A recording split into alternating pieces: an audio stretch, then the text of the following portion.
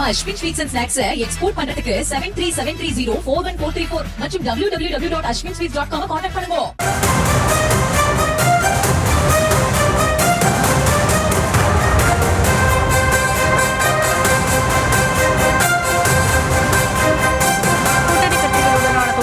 குறித்து கட்சி நிர்வாகிகளுடன் இபிஎஸ் இன்று ஆலோசனை செய்யவிருப்பதாக தகவல் வெளியாக இருக்கிறது. அதிமுக முக்கிய நிர்வாகிகள் மற்றும் வியூக வகுப்பாளர்களுடன் இன்று இபிஎஸ் முக்கிய ஆலோசனையில் ஈடுபடுகிறார். இது தொடர்பான விவரங்களோடு இணைகிறார் நம்முடைய செய்தியாளர் லதா. முழு விவரங்கள். வணக்கம்.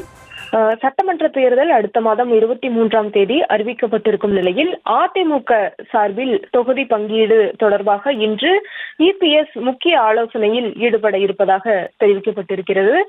முக்கியமாக அதிமுக முக்கிய நிர்வாகிகள் மற்றும் வியூக வகுப்பாளர்களுடன் சென்னை பசுமைவழி சாலையில் உள்ள இல்லத்தில் இபிஎஸ் இன்று முக்கிய ஆலோசனையை மேற்கொள்ள இருக்கிறார்.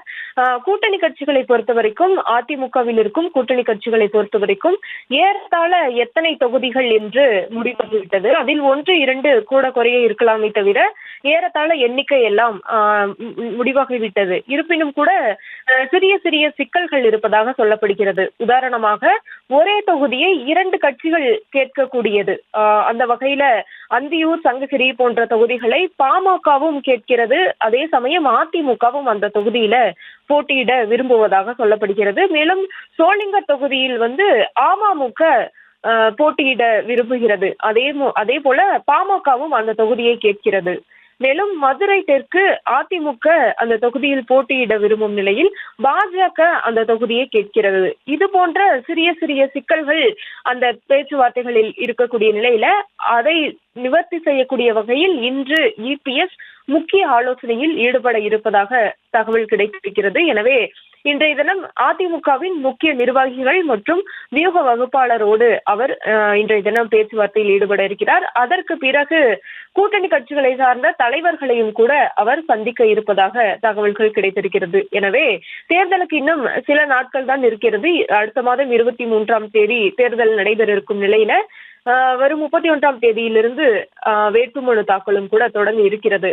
அதற்கு முன்னதாகவே இந்த பேச்சுவார்த்தைகள் எல்லாம் நடைபெற்று வேட்பாளர்கள் பட்டியலையும் அவர்கள் வெளியிட இருப்பதாக, அந்த 30ஆம் தேதிக்குள் வேட்பாளர்கள் பட்டியலையும் வெளியிடக்கூடிய வகையில அந்த பேச்சுவார்த்தை பணிகள் எல்லாம் நிறைவு பெறும் என்ற தகவல் கிடைத்திருக்கிறது. அந்த வகையில தான் இன்றைய தினம் இபிஎஸ் நிர்வாகிகளோடு முக்கிய ஆலோசனையில் ஈடுபட இருக்கிறார். எனவே ஏற்கனவே எத்தனை தொகுதிகள், எந்தெந்த தொகுதிகள் என்பதெல்லாம் ஏறத்தாழ நிறைவடைந்து விட்டது பேச்சுவார்த்தைகளில். இருப்பினும் கூட சிறிய சிறிய சிக்கல்கள் இருக்கக்கூடிய நிலையில அதனையும் நிவர்த்தி செய்யக்கூடிய வகையில இன்றைய தினம் இபிஎஸ் முக்கிய ஆலோசனையில் ஈடுபட இருக்கிறார். விவரங்களுக்கு நன்றி லதா. நம்ம Ashwin sweets and snacks export பண்றதுக்கு 7373041434 மற்றும் www.ashwinsweets.com கான்டாக்ட் பண்ணுங்க.